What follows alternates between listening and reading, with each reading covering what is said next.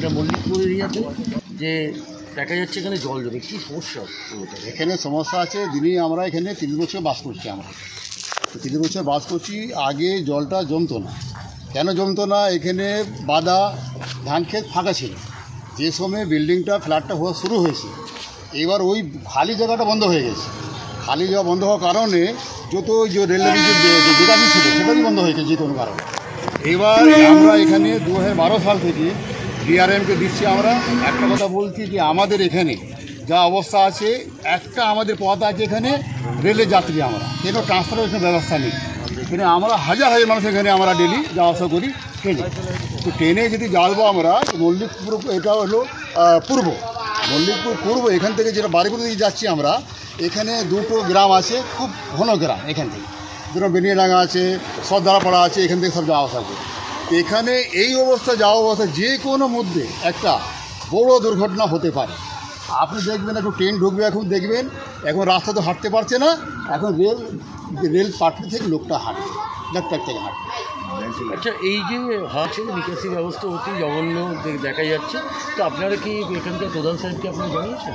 প্রধানকে এখানে আমাদের মল্লিকপুরে, এখানে মল্লিকপুর গ্রাম পঞ্চায়েত আছে, আর একটা হরিয়াপুর গ্রাম পঞ্চায়েত। এখানে সমস্ত দুখানা গ্রাম পঞ্চায়েতে জট এলাকা পড়েছে। তো আমরা গ্রাম পঞ্চায়েতকে জানিয়েছি, দুটো পঞ্চায়েতকে, প্রধানকে, আমরা ডিআরএমকে, রেলকে জানিয়েছি। আমরা যেই অবস্থা, আমরা রেলের যাত্রী যেটা, আমরা কোনো রকম এখানে হাঁটতে পারছি না। আমরা কোনো রেসপন্স আমাদের পাচ্ছি না। না আমাদের গ্রাম পঞ্চায়েত সদস্য কোনো রেসপন্স দিচ্ছে আমাদেরকে, না কোনো প্রশাসন রেসপন্স দিচ্ছে আমাদের। এই অবস্থা আছে। আমাদের অনেক লোক এখানে যে পুরনো বাসিন্দা, সব বাড়ি ছেড়ে এখান থেকে সব চলে যাচ্ছে। ঠিক আছে, আমরা অনেক দিন এখানে আছি, আমরা যাবো তা কোথায়? এখান থেকে যাওয়া আমাদের অনেক টাকা ব্যাপার। একটা কলকাতাতে যাই আমরা, তো 30 লাখ 40 লাখ ফ্ল্যাটের দাম। তো একটা আমরা রিটেল লাইফ আমরা হয়ে গেছি। আমরা যে কোনো হিসাবে আমরা একটা বাড়ি ঘর করেছি আমরা। তো এই সময় যদি বাড়ি আমরা ছেড়ে চলে যাব, তো এখন তো কিনা সমস্যা নেই, আমি তো রিটায়ার হয়ে গেছি, এখন যাবো কোথায়? তো এখন আপনারা কী করতে চাইছেন? আমরা চাইছি যে আমাদের বাড়িটা যেটা আমার অসুবিধা আছে, এখানে প্রশাসন শুনুক। প্রশাসন শুনে আমাদেরকে একটা, এই যেরকম আমরা হাঁটতে পারি, জীবন রক্ষা করতে পারি। আমাদের বাচ্চা, স্কুলে বাচ্চা আছে, আমাদের এই যে যাত্রী মানে সিনিয়র সিটিজেন যেটা আছে, ভালো করে হাঁটতে পারে। আর সব থেকে একটা লজ্জা ব্যাপার হয়ে যাচ্ছে, আমাদের এই এরিয়া যে এমএলএ সাহেব আছে, পশ্চিমবাংলার বিমান ব্যানার্জি স্পিকার সাহেব। তো বিমান ব্যানার্জি অবস্থা যদি এই অবস্থা থাকে, এখানে দিদিমণি আমাদের পশ্চিমবঙ্গ লন্ডন করবে, এই তো লন্ডনের হালে। এটা অন্য এমএলএ থাকলে কোনো অসুবিধা ছিল না। এখানে কি আছে, আমাদের সব থেকে সমস্যা যেটা আছে, আমাদের এমএলএ হচ্ছে বিমান ব্যানার্জি। তো বিমান ব্যানার্জি এই অবস্থা বারবার ওনাকেও জানানো হয়েছে, ডিআরএমকেও জানানো হয়েছে, আমাদেরকে সবকে জানিয়েছি, এখন অব্দি কোনো সোলা হচ্ছে। 3 বছর থেকে আমরা এই ভোগান ভুগছি। আমরা 6 মাস জল এখানে থাকছে, 6 মাস। আমার নাম এমডি জাহাঙ্গীর, আমি একটা সমাজসেবী, সোশ্যাল ওয়ার্ক করি। আমরা বসার জায়গা নেই, তারপরে স্টেশন এসে বসছি আমরা। একদম পুরো বন্ধ আছে, দোকানপাট পুরো বন্ধ আছে, একদম রাস্তায় লোক চলাফেরা করছে না। আপনি কত বছর করছেন? আমরা এদিকে হয়ে গেছে 30 বছর হয়ে গেছে। আপনার নামটা? সাগুনিসা।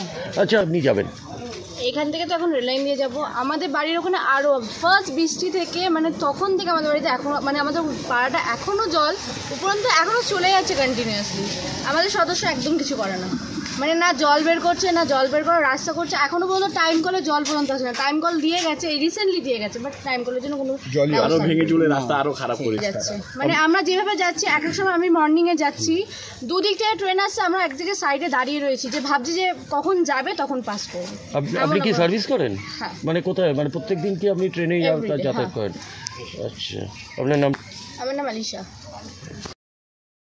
নিচে কথা ছেড়ে দিন, যেহেতু উপরে এত লোকজন যাচ্ছে, তো উপরের জন্য কোনদিন ফার্স্ট ট্রেন চলে আসেন, তখন কোনো বড় সমস্যা হয়ে যাবে। একজন না 50-60 জন মরে যাবে লাইনের উপরে দিয়ে, তখন সেটা কে ভাববে, কে বুঝবে? এটা নামটা, আপনার নামটা? আমার নাম শেখ সিরাজউদ্দিন। 16-17 साल से है। ये बहुत ज़्यादा तकलीफ है। हम लोग का बच्चा लोग स्कूल में पढ़ने नहीं जाने सक रहा, और लेडीज लोग ले जाता है, अगर नल लोग रहेगा तो कैसे चलेगा घर? वो लोग तो अपना ड्यूटी में रहता है, डर रहता है कि लाइन में कट नहीं जाए या पानी में गिर नहीं जाए। हम लोग को बहुत सुविधा हो रहा पानी से, हम लोग का पैर सब सड़ जा रहा है हम लोग का पानी से। अपने नाम? अवसर अली।